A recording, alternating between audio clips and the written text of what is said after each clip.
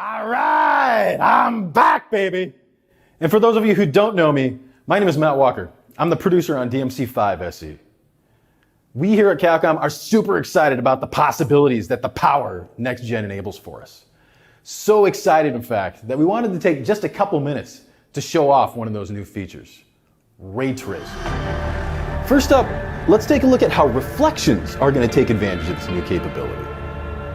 Thanks to ray tracing, we're going to be able to now calculate what should be seen when looking at any reflective surface. And as you can see here, it's going to be done dynamically, just as we can see with Nero and the balloons.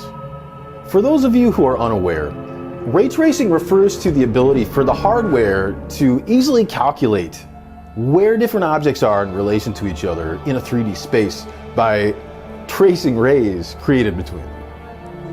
In terms of DMC5 SE's graphical upgrades over the original DMC5, this is going to enable us specifically to create more realistic reflections, as we see here, and lighting. Up until now, we had to find ways to simulate reflections in order to achieve a specific intended artistic effect. But now, we have more power. And that power allows us to break past the limitations that we had in these previous implementations. Next up, lighting. As with the reflections, ray tracing is also going to help us trace light rays as well. And this is going to help us create more dynamic looking environments. One example that I really love is right here in this room. Notice the way that the curtains move. And as the curtains move, it affects the light shining through the window. As you can see here, this can't be done when the ray tracing is turned off. Ray tracing also enables us to calculate light as it bounces between objects, which means lighting can now look even more realistic.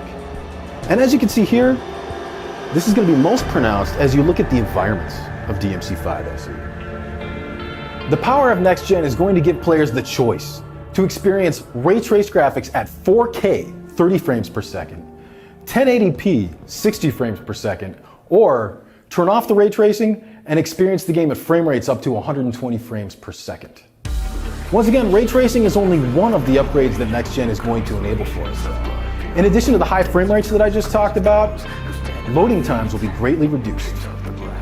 Audio will be even more immersive thanks to new upgraded spatial 3D audio tech. And of course, the extra horsepower and memory is going to give us the opportunity to add new content like Legendary Dark Knight mode. We look forward to all of you experiencing these upgrades for yourselves when Devil May Cry 5 SE releases day one on Next Gen.